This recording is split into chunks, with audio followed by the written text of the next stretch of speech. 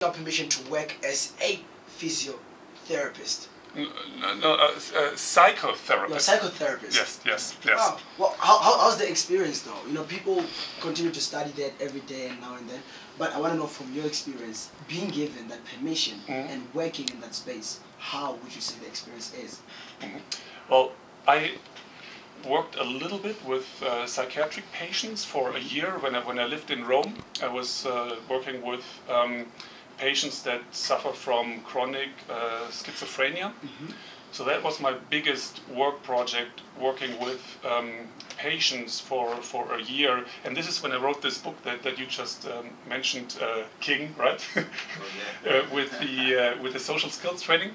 So that book is actually in Italian language. Wow. Because it's talking about my work experience in Rome with schizophrenic patients.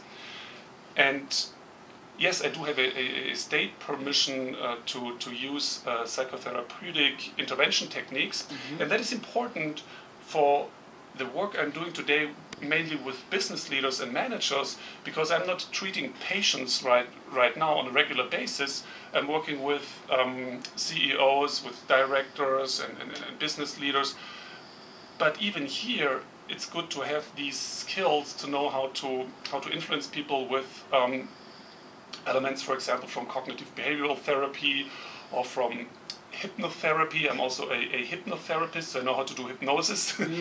So it's good to know all these people, even though most CEOs are not exactly crazy or sick.